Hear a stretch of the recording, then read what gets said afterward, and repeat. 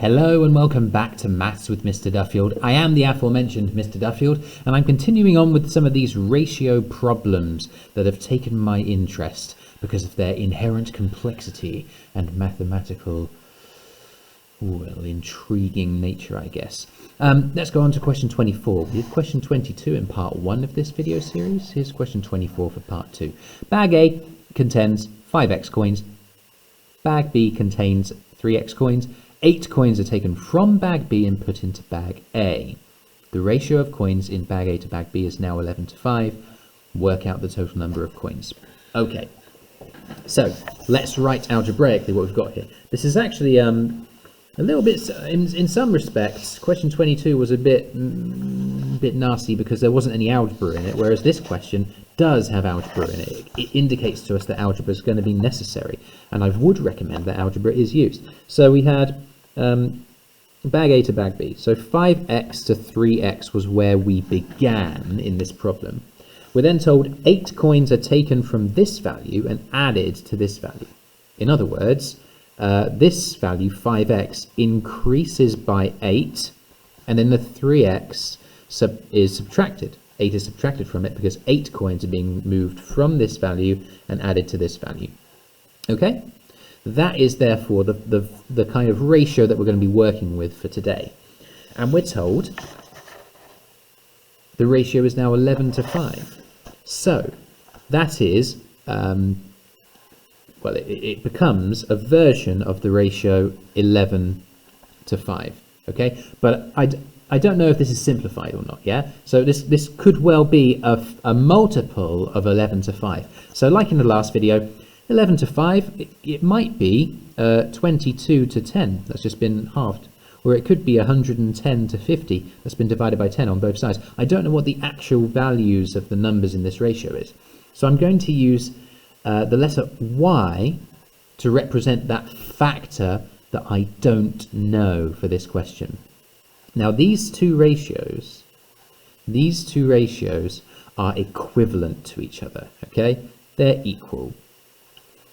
I know that 5x plus 8 is the same proportion or the same size as 11y, and 3x minus 8 is the same size as 5y. Okay?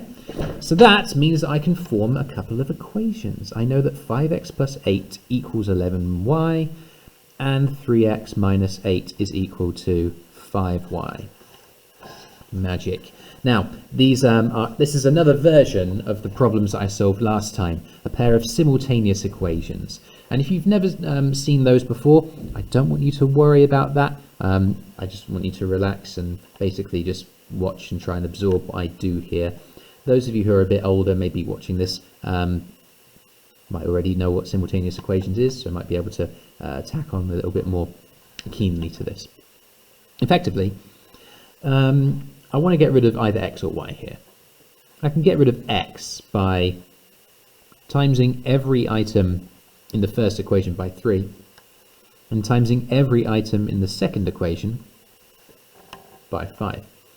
5x times 3, 15x. 8 times 3 plus 24. 11y times 3, 33y. The second equation, 3x times 5, 15x. Negative 8 times 5, minus 40, and 5y times 5, 25y. Now that I've done that to both of those equations, if I subtract everything from this equation from everything in this equation, the x's will cancel each other out. 15x will disappear. And that's what I want to achieve, because I can't solve an equation with 2 unknowns in it. I can only solve an equation with 1 unknown in it.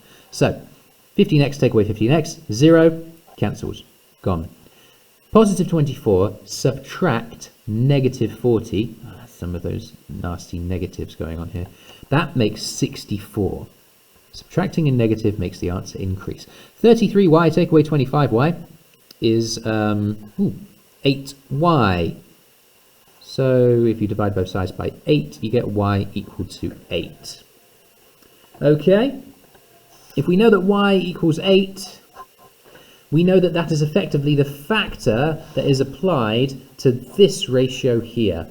So, instead of 11y, it's, oh, let me make some room for the camera. 11 times 8, and instead of 5y up here, this says 5y. Instead of that, we say 5 times 8. So 88 to 40 is the actual ratio, the actual numbers that cancel down to 11 to 5 in this question. So how many coins are there altogether? That's what the question's asking. Well, we just add those together. 88 plus 40 gives me the total number of coins, which is 128 coins in total. I hope that makes sense and helps you with understanding how a question of this kind of complexity works. Most important thing really is being able to represent algebraically the problem that you've got on the piece of paper. The rest of it is stuff that just basically comes with practice and with just a little bit of reasonable thinking about how the ratios are behaving. It's tricky. This is tough stuff. I've been working for, well, a few minutes, but it took me a little while to twig as to how best to present this method in a way that was clear and that used the algebraic skills that you're developing. I hope that does help you. The question is answered. I advise you to crack on with maybe question 26 from that exercise. It uses exactly the same sort of ideas.